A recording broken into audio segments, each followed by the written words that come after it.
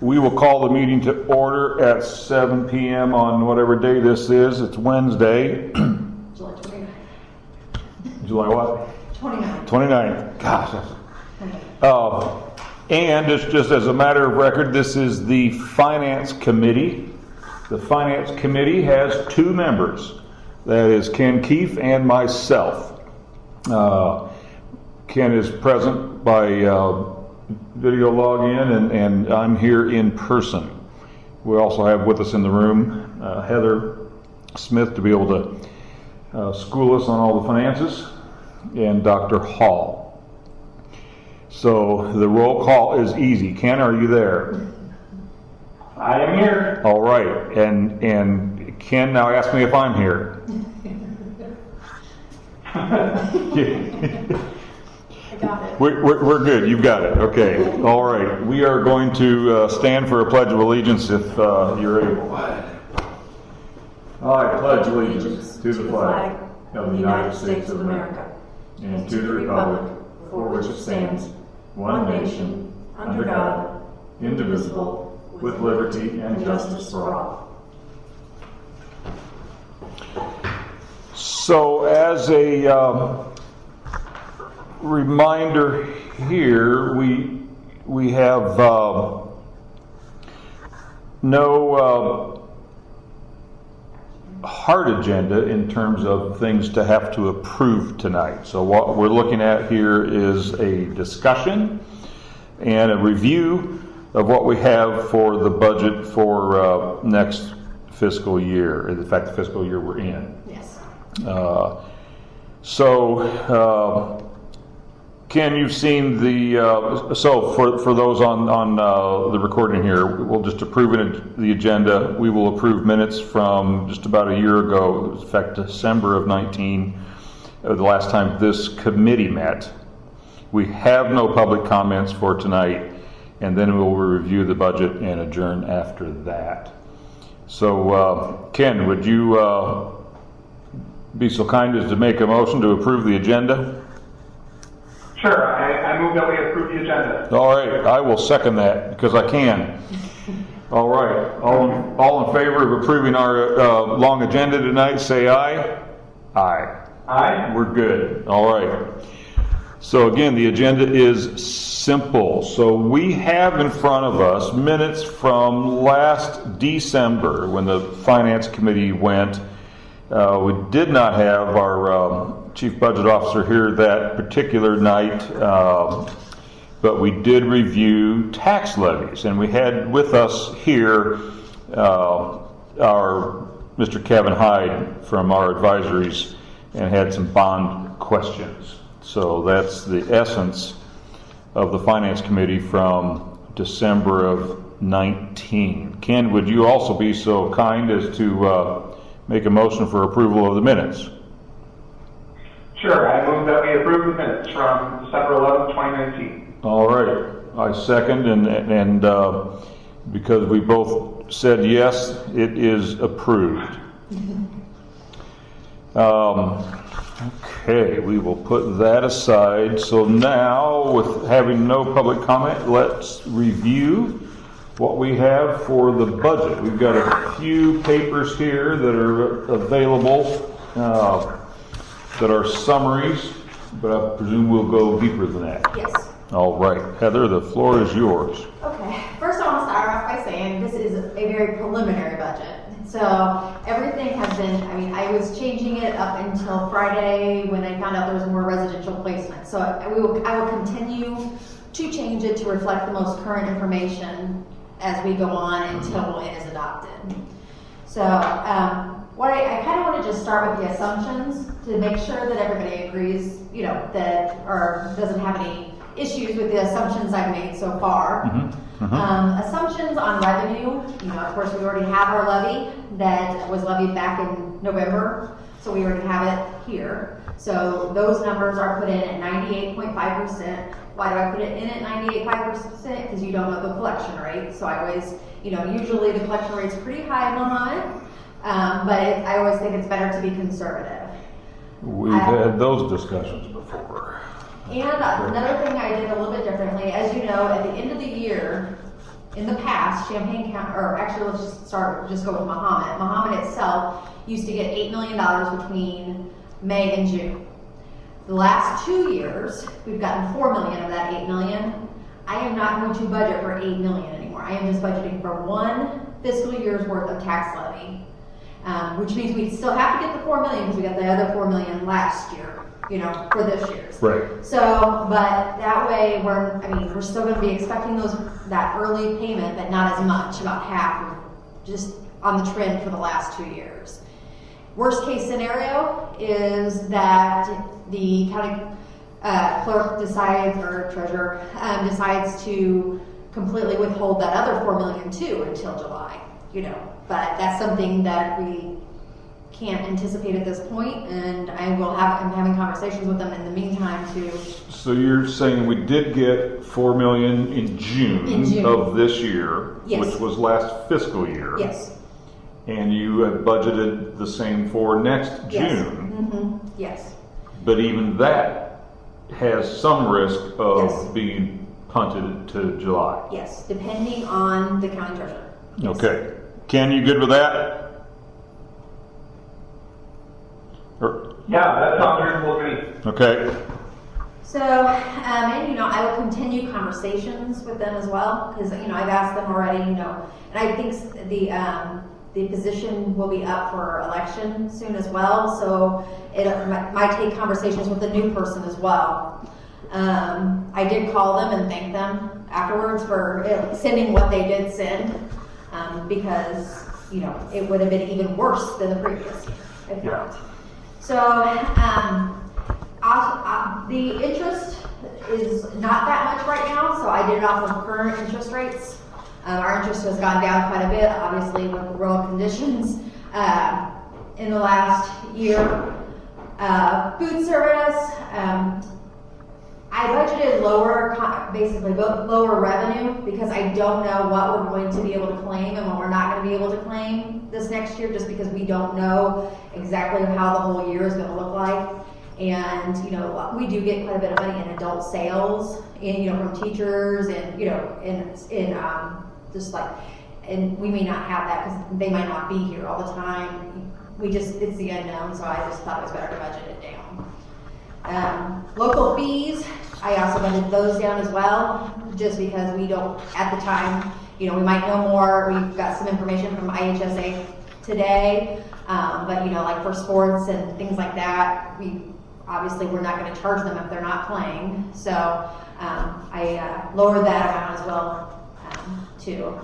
The state, they have already put out on the website, ISB's website, that we will be getting flat funding. So that is what I budgeted for. I budgeted for the exact same amount that we got last year.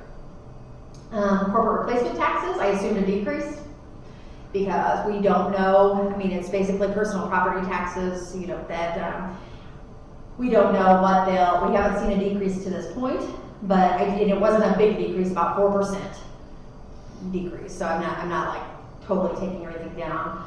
We have that greenhouse grant that we haven't approved for, so I budgeted that in, as well as our ESSER grant.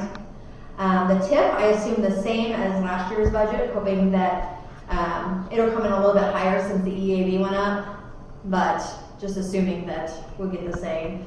Transportation report is due on August 15th. I'm still working on that with Mr. York. So right now I have the revenue budgeted as the same as last year. If it goes up, then I will revise that, because what it's based off of is expenditures. That's one piece, mileage and expenditures. And I'm assuming that we will see a higher expenditures for this last year because we did we took out the underground fuel tank, and then we put a new fuel tank in. So that's some expenditures that might boost that claim up a little bit. Not to mention the fact that our enrollment has increased. So we are ridership. So hopefully. If not though, right now I have it budgeted as just flat. Sales tax, I estimated a decrease based off of, not huge, but just a small, right now, just about probably about a 4 or 5% decrease. I really don't think, especially with the online sales, that it's going to go down that far. So that's probably a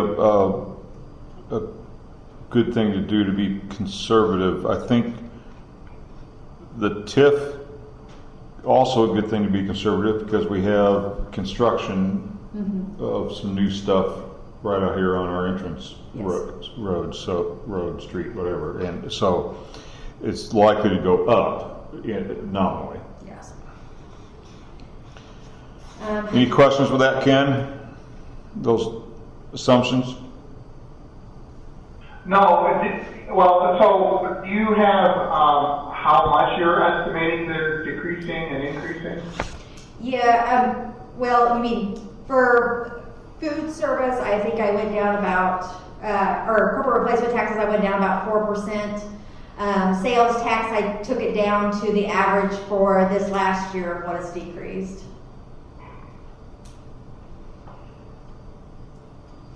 So, I would think the biggest impact on sales tax for us would be if students don't return to university yes, and buy all their stuff at the yes. North Prospect stores.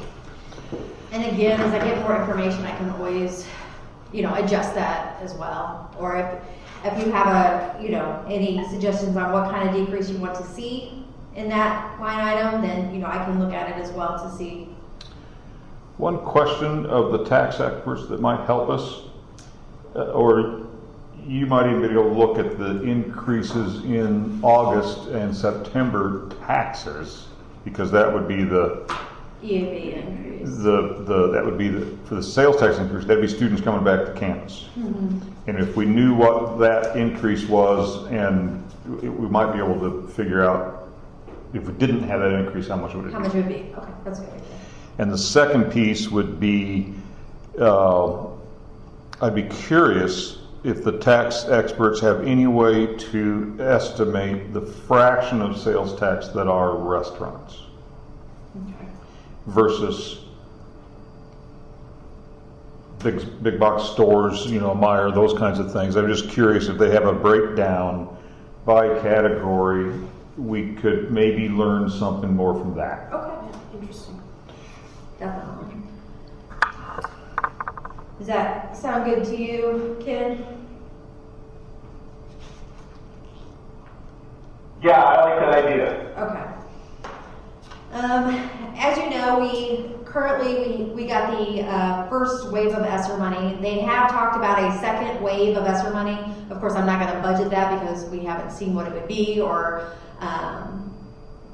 we haven't even applied for it, so not including that at this time.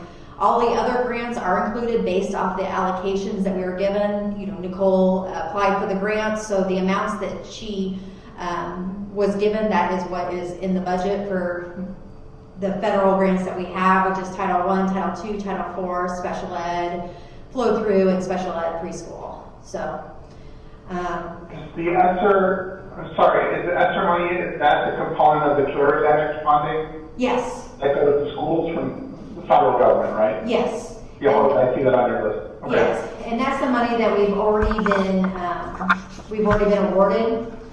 They have said that there could be more money coming through that act, but we don't know yet. So of course, I did not budget for that at this point. I remember reading something about some Department of Education rules and how some of that money needs to go to private school students in our district. Has there been any confirmation of that, or what is the progress on that? We don't. That's for any grants, and we do not have any. We've never had a contribution to the private schools in Mahomet, so we do not have to do it in this instance either. So that just goes back to all of the ESSER money we're going to keep. Yes, we are keeping. And right now, that's that's great. Yes, what that current money is budgeted for is stipends for the reopening task force. Not all of them, but a portion of it. and then the technology for K through 2. So the tablets for kindergarten and Chromebooks for first grade, and then second grade we're going to rely on what gets turned in from 8th and 12th. So, which will be good. It'll be, and that was something that the board approved. And that'll probably use up those funds? Yes. Yes, it will. If we do get more, Yes. it might be wise, we have challenges in how to do the distance learning in all levels. Mm-hmm.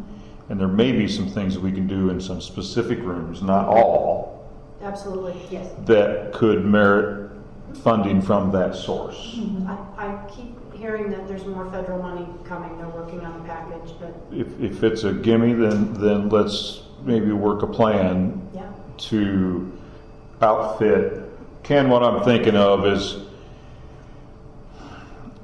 there's some subjects that demand more writing on a chalkboard, for instance, or writing on a smart board, more visual learning than otherwise. So if we could identify those subjects and or teachers that teach in that way, that's more visual, to be able to handle the folks at a distance, maybe we could outfit a few classrooms per building. I don't know, I'm just guessing, where we could actually have those especially visual learning subjects able to step up with the technology a little bit. I'm thinking, maybe writing tablets are easier than a smart board. I don't know, but maybe we can put cameras and a screen for folks at the other end. If it's going to be a Zoom mini-me kind of a session, then maybe a bigger screen could help that kind of stuff. So just, and knowing that we don't have funding for those kinds of things in a normal sense, maybe there'd be some that could do that from the feds.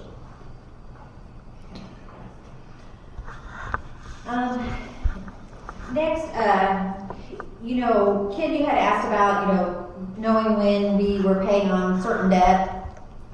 Of course, I did the bonds and leases based off our current payment schedules, but I also separated them out so that it is more visual to what we're paying. So Fund 30, which is our bonded debt service fund, you can use any of the numbers in between 30 and 40. So what I did was I split it out so that all of 30 is our capital leases that have to come out of there. So you can see what's leaving, because and when we say capital leases, those are things like our copiers and printers. It's basically anything like at the end of the term you pay for $1 and you own them type of thing.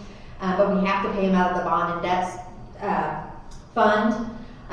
Then 31 is a levy debt. So that is the debt that we levy for. So we'll be paid from taxpayer money for bond and interest. 32 is going to be the debt certificates. The debt certificates are like what we did for the field house.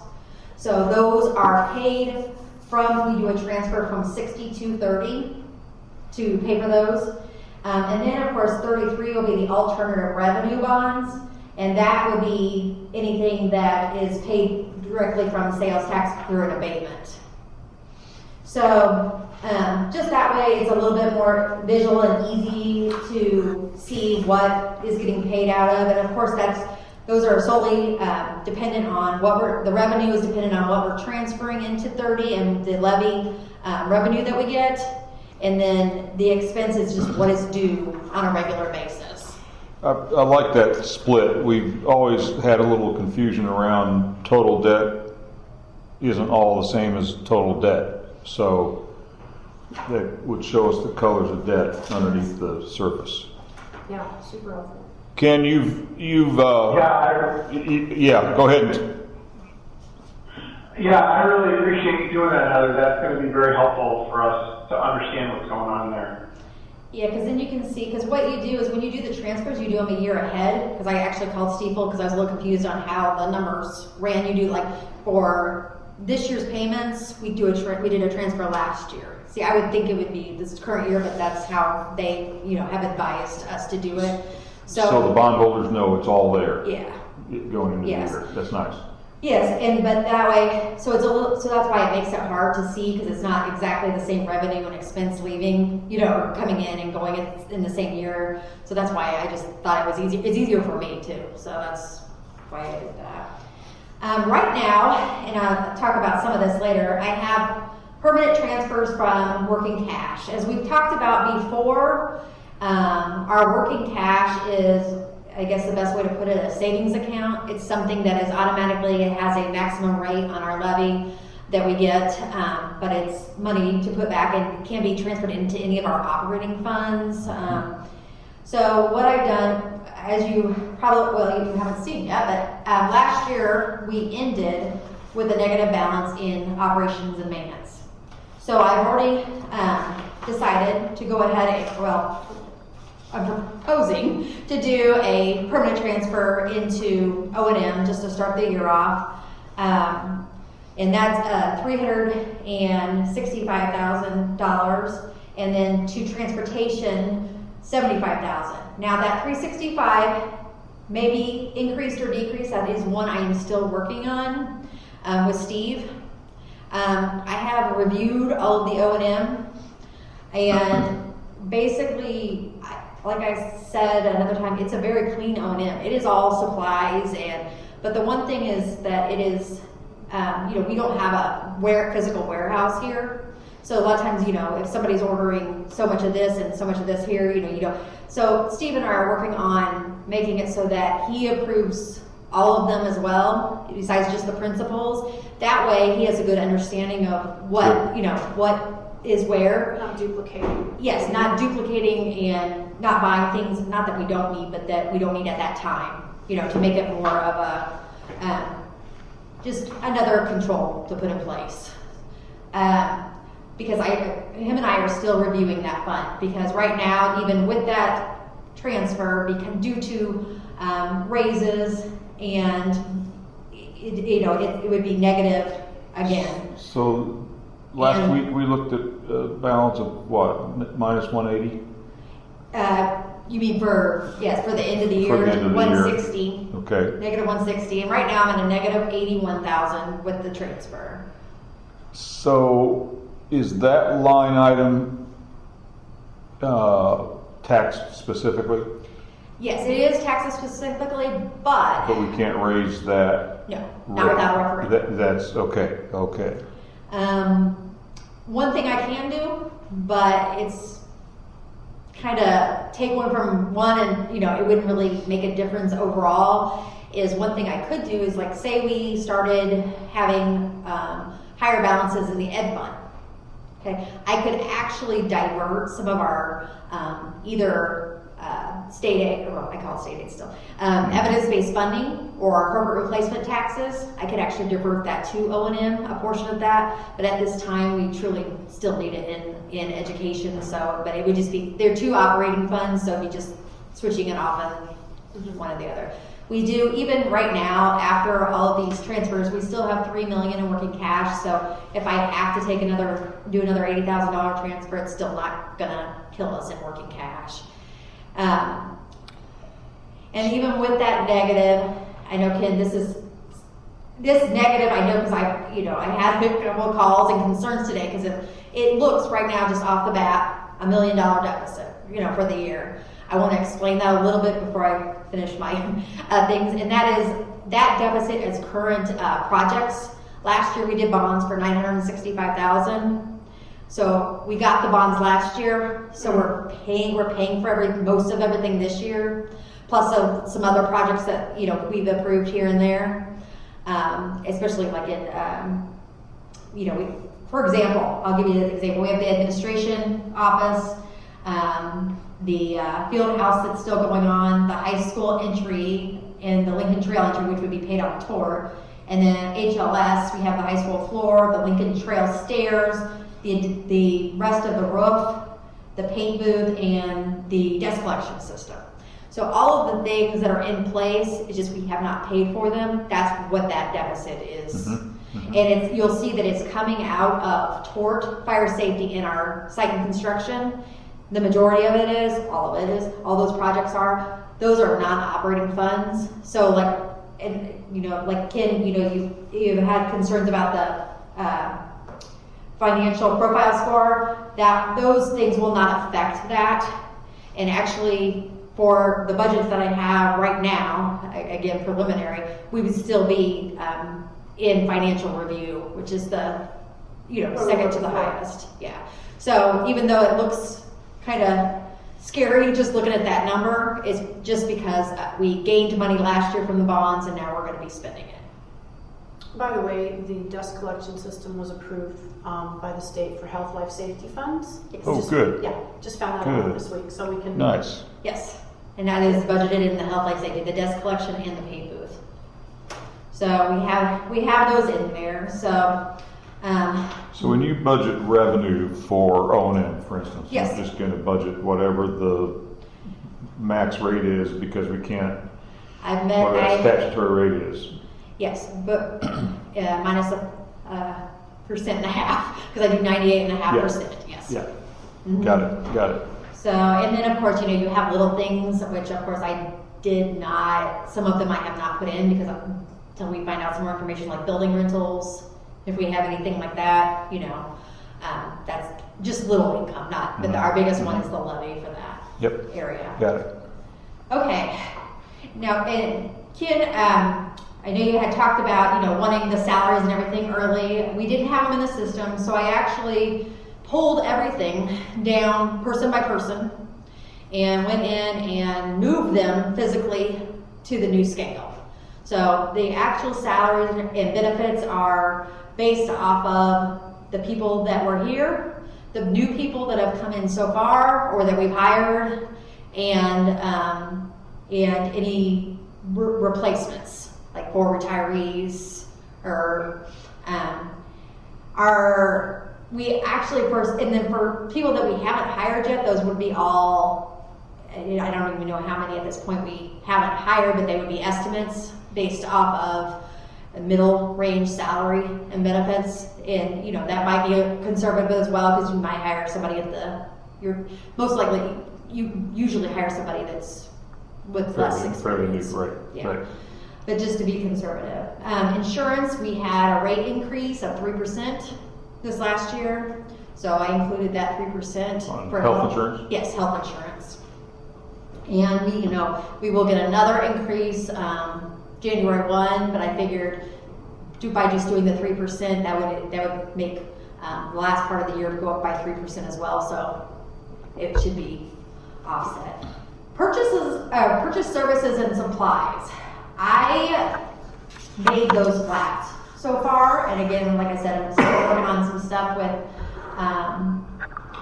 buildings and grounds and transportation, but those are flat unless there was a one-time, like we had some one-time expenses last year with HVAC, with the underground tanks. I took those, of course, out of the budget, and then if we had any one-time expenses we knew we were going to have to spend this year, we put those in. Of course, grant expenses were done as budgeted. I did add extra money for cleaning supplies and PPE supplies, which is just something small that if we do get more money, we could offset some of that, with the grant as well, because that would be allowable. Not to mention the fact that I am trying, and I don't know if it'll be successful, but I'm trying to do a FEMA grant as well to pay for some of that stuff. Just thought it was worth the effort, because they won't pay for technology and things like that, but they'll, see if they'll pay for possibly, tents, that's an example, but even though Dr. Hall has been working really hard to get those paid for by outside services, or outside people, but stuff like that, or supplies, or our 360 machines, or anything that we can basically get reimbursed for. So, Chromebooks, usually we have a yearly expense of updating. Those were taken out because we put those into the ESSER grant as well. So the Chromebooks that you guys had approved earlier on last year, I believe, they would have been paid out of the operation funds, but since we got the ESSER grant, that was part of what we did, was offset that expense so that we would not have additional expenses in technology. Food service expense was lower this last year, moved it back up to where it was budgeted from the last year, because that's again an unknown of how much it's going to cost, how much we're going to have to provide to the students offsite. And Dr. Hall may know more about that. I don't know, but I know we're just continuing to learn. So, and just some notes. We covered in the ed fund, about at least a 3% increase to our salaries and benefits, an increase in O&M due to salaries, benefits, and supplies. The transportation fund, actually, the increase is down at this point because of the one-time expenses we were able to take out. You'll notice there was a big increase in IMRF and Social Security fund. That is due to the fact that the IMRF and Social Security fund, or not Social Security, IMRF fund, the IMRF rates went up quite a bit by about 3% this next year, and then also consider, because it's always based off a percentage, so it's based off salary, so it goes up as well with the salaries. And of course, like we mentioned earlier, we just have all the money coming out of capital projects, tort, and fire and safety, and I've tried to divert as much of that to that. Also budgeting the risk plan salaries in tort as well to give us more room in the education fund. So that's just kind of the assumptions that were made, and just hoping as we get additional information that we can continue to update this as we go along. And I will, whether I have to, either we find savings in O&M or I have to increase the transfer, make sure that we will come out at least flat in our operation funds. So, just a quick question for you. Yes. Are we planning to ask parents to bring shared classroom supplies, tissues, Lysol wipes? Are we planning to do that this year? Those have been on the school supply list, Ken, in the past, and I just would, let me check into that. We actually talked about it in the leadership team meeting today, and I honestly, I can't remember what was said. Okay, that's fine. Just something to consider, because for one thing, I'm sure we all understand we want to keep our shared materials to a minimum, but I also, just as a practical matter, I can tell you that I haven't seen Lysol wipes in the store in the last 4 months, so. Yeah, understood. I don't know how parents are able to do that. Yeah, we get it. But so we may end up having to pay for that, which I see that you've got that in here, which I'm very grateful for, the additional cleaning supplies. But I don't know if there are other things like burgers and other things that are not specific to a student that we may need to pay for as well. Good point.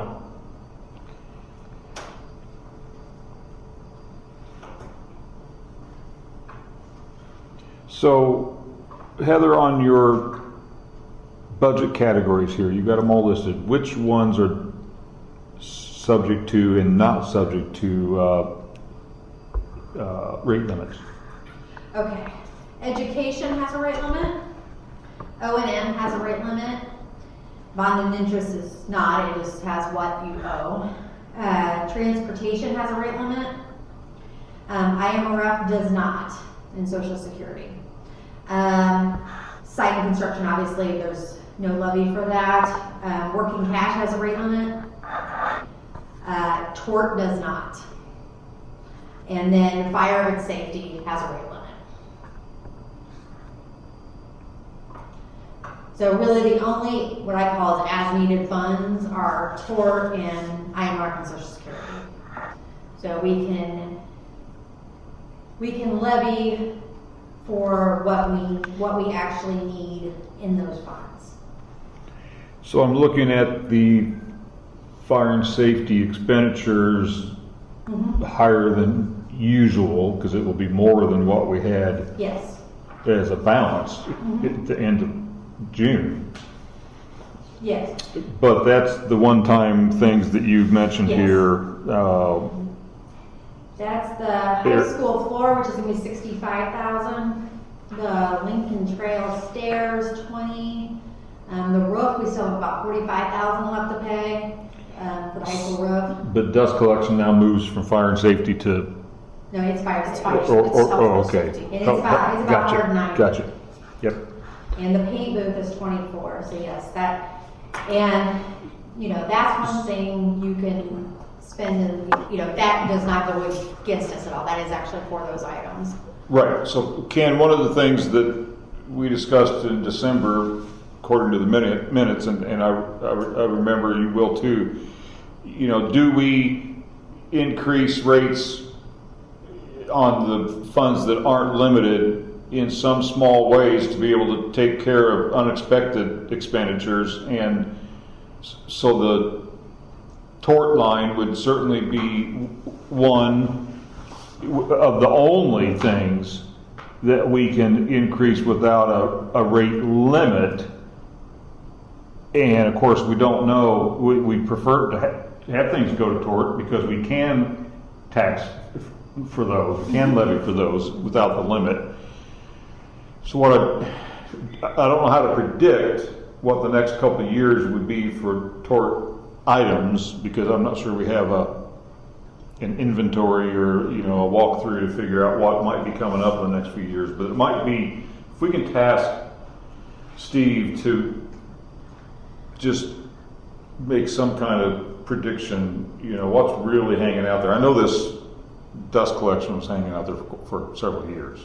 So if there's anything else like that we haven't addressed. So one way to utilize tort that we can continue to look at is seeing what part of people's salaries we can justify putting into tort, and then that frees up money, mostly in the ed fund, but maybe O&M. Yeah, no, too. she said it perfectly, Oh, because, no, you did, because in Danville, we actually allocated part of the custodial, because it's a safety, tort is Yeah. safety, so taking safety measures, and we allocated some of the custodial staff. Well, we're doing a whole lot more of that this year than we've ever I done. think So it's totally justifiable if we- for sure. So I know, Ken, you were not an advocate of increasing the rate at all last year, but I would like for us to look at that to see whether we should increase it to be able to cover the new safety things that we've got to address. Ken, any thoughts on that? Can you hear me? Yes. Yeah, oh yeah. I always got to check to make sure I'm not muted.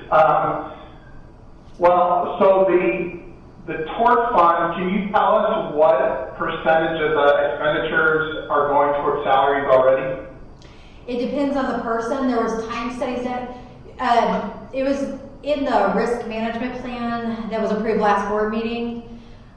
Basically, there has been time studies done, and the portion of, and what it is right now is it's just administrative jobs. So like some principals, and it depends on their portion. So like you're going to have a higher portion probably for Steve's job. I can actually pull up the.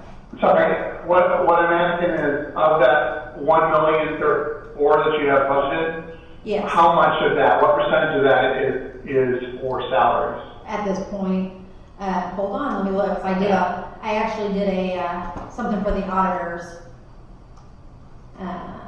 to show my journal entry that was done. Sorry, it'll just take a second.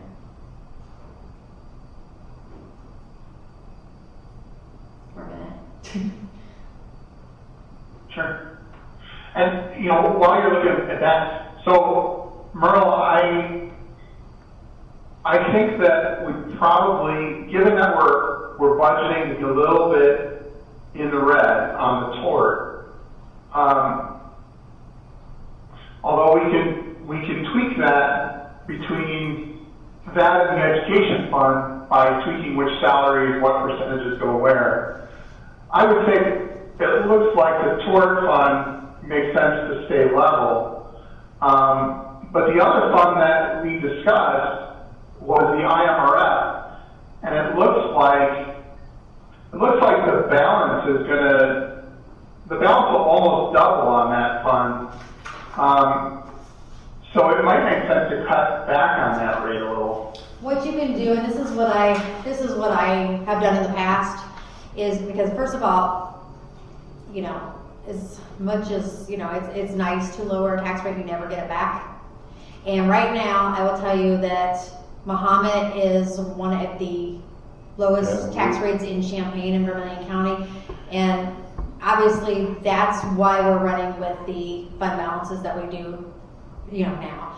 What I do though, Ken, in the past is to keep it flat. If you're wanting to keep the rate flat, if you have enough, if you think you have enough in IMRF, then you can lower IMRF and then put that difference into tort so that we could pay for other things. Because right, and that will let us, we could do that, and that will let us save more money in the ed fund, yes, which will increase our days of cash on hand. yes, exactly. I'm not opposed to that. I would just want to make sure we're being deliberate about what salaries are being paid from tort, and we're living up to what the intent is there for tort. Yes, yes, sure. The amount. But oh, sorry. I'm sorry. Go ahead. No, I'm sorry. The total that we allocated towards tort this last year was $285,000, and as I said, that's done off of time studies. So, like for example, let's go to Mr. Martin. 20% of his salary. Then you have Jared Lynn, who is going to be, you know, more of the safety of our system and our information. He's at 35%. But then you go down to, let's see, Nicole Rummel, she's only at 5.2%. So you have a wide range of different percentages based off of what. And this is all in the risk plan, you know, that was approved, but basically based off of what they're doing in safety measures as a percentage of their job duties. Right. But bouncing back to the levy question that I think Merle was asking, it looks to me like keeping tort level makes sense, but we might want to consider either keeping it level or lowering it a little bit. Especially given the financial situation that a lot of people are in right now, I think that people will appreciate our efforts to, at a minimum, keep our rate level or lower it slightly. I would say keep it level. If you're not, because I can tell you right now, Ken, you know, because I know you're one that is very concerned with our days cash outstanding, you know, and that's just going to make it worse, not to mention the fact that even in this crazy time right now, I don't know if, you know, you guys have talked about this before, but the state is still got something on the table to cap tax rates where they are. So if we lower it, we would cap it forever.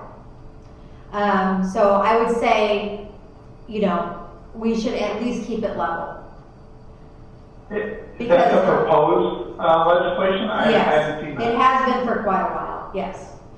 That's even in non, you know, cap tax districts. It's just something that they have talked about doing. And if they did that, then, you know, basically you know, every time I go to a conference or whatnot, I always ask the status, and they always say it's still pending, you know, but just in case for that fact, I would not want to lower it, because then later on, when you have to go and increase it again, because we're out of money, then everybody's going to be very unhappy. Yeah. Yeah, Sure. it's a delicate dance, Ken, I know, and it's one thing to be able to claim to the public we, had absolutely no increases of any kind, but it's another to have to fight the state. We're kind of shackled in a sense, in not being able to unleash some of these opportunities for funding. I think it's just a shame to face more caps from a state that is iffy on the upside. Because Yeah, when you get a chance after the meeting, would you send me what that bill is or what I sure can. what that's called? I just would like to learn about it. Sure, no problem. Yeah. And then can you mention what is the cause? My understanding for the Fund 30 was that is levied kind of automatically by the clerk based on what our long-term debt is. Yes. So what is the cause for admittedly it's very small, the small shortfall on that account? Sure. That is the capital leases because we don't have money coming in for those. It is also and that's something I'm going to talk to the auditors about because we've never offset that with anything. I'm going to ask them if we can going forward because that's something I have done in a previous life. But that's that, not to mention the fact that, I did that 1.5% uncollectible, being conservative. Very much. Yeah, so anyway, but yeah, so to make sure that, so that's what that 31,000 is.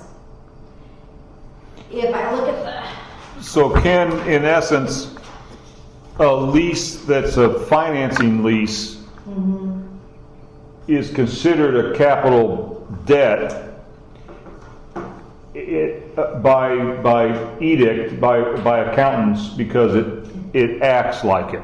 So a true lease would be as if you're going to lease a building, and it's really an operating expense. Yes. So these things act like bonds, even though they're not. The accountants will have to follow. Actually, this is a long-standing practice of turning them into act like debt. yes. Yeah. Okay, that makes sense.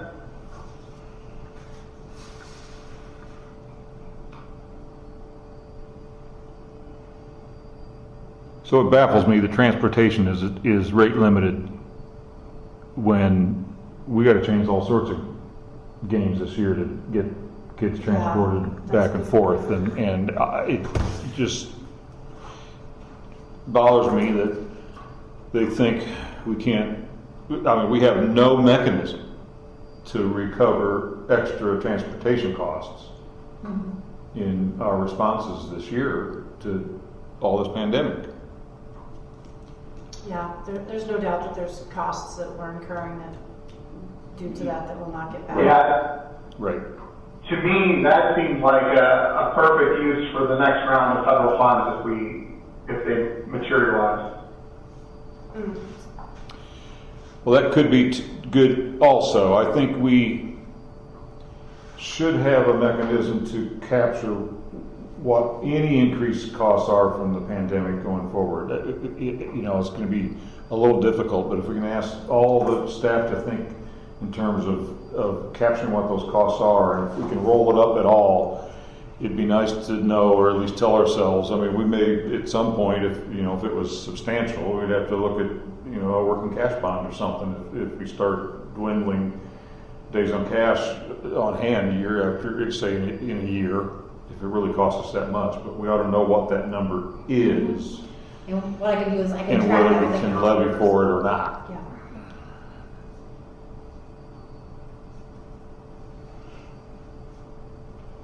So the IMRF went up 3%. So we've got It went up. an accumulation of that over the years Yes. that will bring that balance down, or would we always capture from payroll that exact amount going forward? No, well, first of all, IMRF is based off a percentage of the salary. So as the salaries Right. go up, the IMRF will go up, our debt. Not to mention the fact that the rate, and the rate is, we get a notice every year what our calculated rate is from IMRF, and we went up from, around 12% to around 15% between 18 and 19. We yet to get our 20 because it'll start in January. But that's based off of investments. It's retirement and investment. I guess my question is, I understand that Social Security in the classical sense, an employer puts forward the equal amount to what the employee does. So how does IMRF work? Do we pay in addition to the employee's portion? Yes, we match that? The employee's portion is in their salary. Right. Or the portion that the board would normally, or the employee would normally pay. The board portion, which is a larger amount than TRS, maybe that's why they're financially stable, but that we pay every year. Let me get exactly that percentage so that it's around 15% of their salary. So that we pay. Yes, we pay. And then they also pay a portion. No, the employees, what happens is it's built into their salaries and then it's taken out. So they pay it essentially, but it's in what we've claimed in negotiation is that it's in that salary. So at one time, I'm assuming that it was negotiated to increase the salaries and then it would just come out. So And Heather, did you say, I'm sorry, Matt, go ahead. No, you're on a roll, go. Did you say that the expenditures for IMRF, does that factor in that increase that you just mentioned, or no? Yes, it is. If you look at the expenditures for IMRF Social Security for last year, I mean, I'm around probably around a 5 to 6% increase. So that's like the increase in rate plus the increase in salaries. Okay. So yes, I have accounted that for that thus far, yes. And of course, if we have, that's another thing, trying to budget for any kind of overtime or whatnot, their IMRF is paid on their total salary. So if we have custodians that work a lot of overtime, then, of course, the amount of money that will be contributed will be more. Or EOPs or secretaries. So, are we going to talk about EAV estimates also tonight? I have not approached that with the assessor yet. You mean for the levy in November? Yeah. Because right now, for the budget, we're using the actual levy that we got back for this year that will be paid to us. We think. We think, yeah. Yeah, the 2019 levy that you guys approved last November is the money that we'll be getting this next year. Plus, hopefully, 4 million of the next year's. Mm-hmm. Okay, so we're well defined Yes, we're well defined on it. on that. Gotcha. But I will be soon, I guess it's July, I'll be reaching out to the assessor and talking to them on a regular basis so that they can give us an idea of what the increase in the EAV could be. And I'm unfamiliar how it was done in the past, but I'm assuming it's probably very similar. We balloon the maxed funds. With maxed funds, you only get what you get.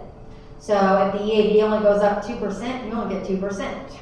But if you only levy 2% and the EAV goes up 4%, Right. you lose the 2%. So I will balloon it. That's what we done. Okay. We've always Mm-hmm. over Yes. levy Yes. in that sense, because we don't want to leave anything on the table. Yes, exactly. So, Heather's. Heather, can you send, oh, I'm sorry, go ahead. Oh, no, Ken, go ahead. Would you send us the final levy that you got from is it from the clerk or the assessor?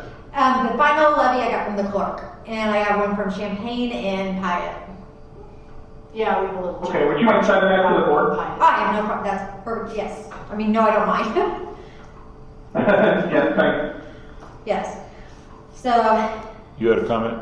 Oh, just the next step that is Heather will also be presenting Monday night to the full board Yes. is the next step here, and happy to answer questions there, and then budget will be on display for 30 days till our hearing, which is September 14th. So, okay, so those dates going forward, so Monday night, 8/3, we present this, yes, and then 9/14, 14 we fix it. budget hearing. Or, yeah, budget hearing. And then the board will need to approve it or vote on it the 21st of September. Then 9/21, we vote, and we fix the budget. and I, just want to say I will be continuing to work on it. So it's not, it may not look exactly like this. I just, this is where I'm starting. And as changes occur, and I'm gonna reach out and try to get the information you guys have requested, so.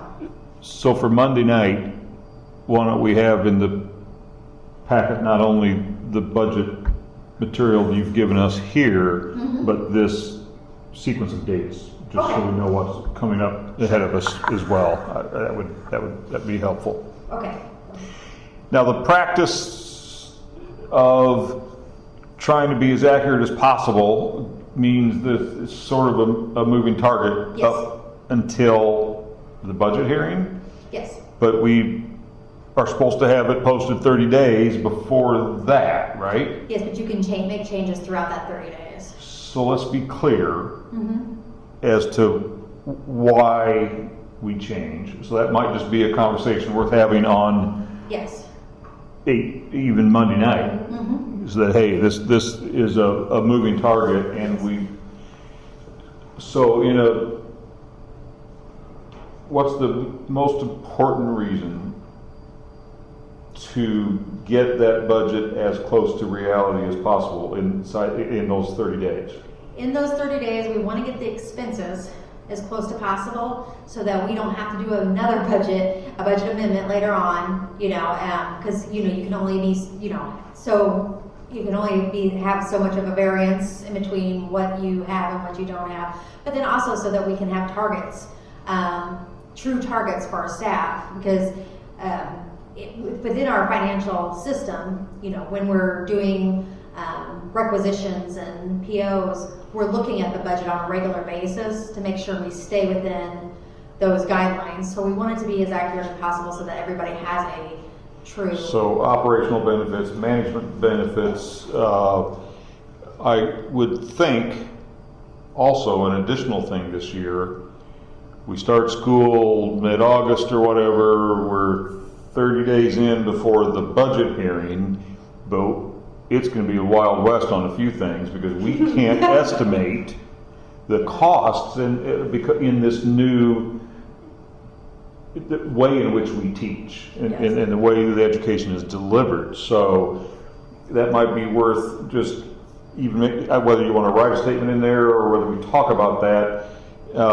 Ken, I think we ought to just be as open as possible that the reason we're not going to fix that thing and hang it on the wall for 30 days is because we have so much upside to being able to manage ourselves without coming back to the board for a budget increase.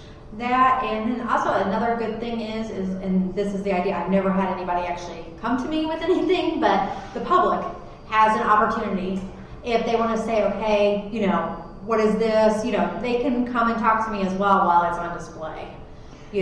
So if, there's anything that, like I said, just last Thursday, I found out, we're gonna have $500,000 more in residentials. Obviously I want the budget to reflect that, because I wanna make sure we're gonna have enough revenue, and how am I gonna offset it? Yes. Yes.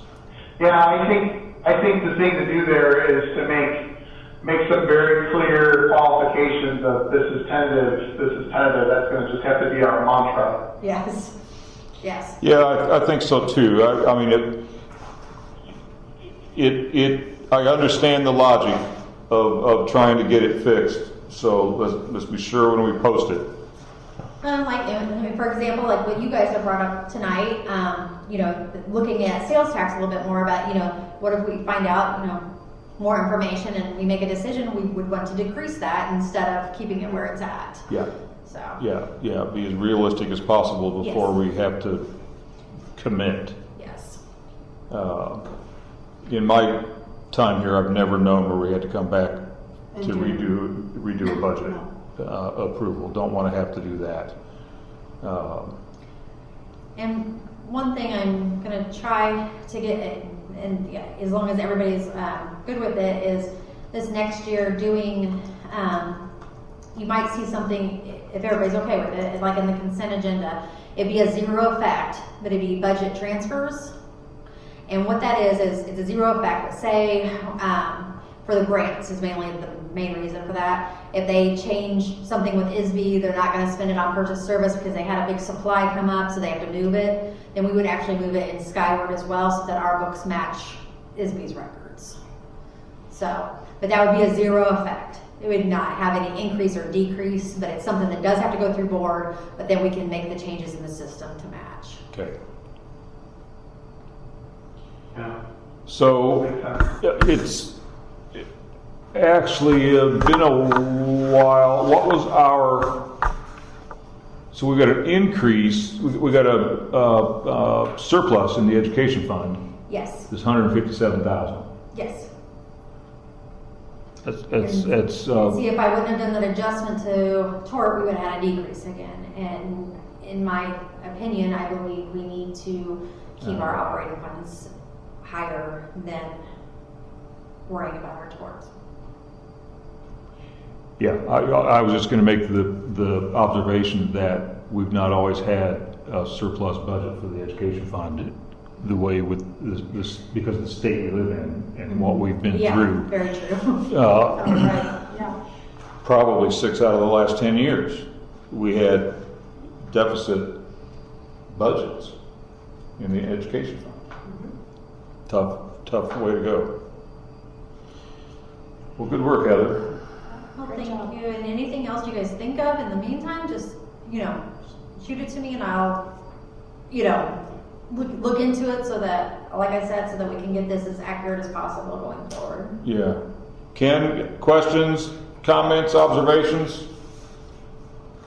No, I think this is good. I'm happy to see our days of cash on hand is probably going to go up. That's good. Yes, actually, and just for this fiscal year too, for 1920, because we ended up getting the money at the end of the year, and that we should have gotten, and only getting 1 year's worth this year, and we are back up to 3.25 and in the financial profile, unless there's any drastic adjustments by the auditors, because of course these are unaudited numbers. Right. God bless the auditors. We need them, and they're good partners, actually.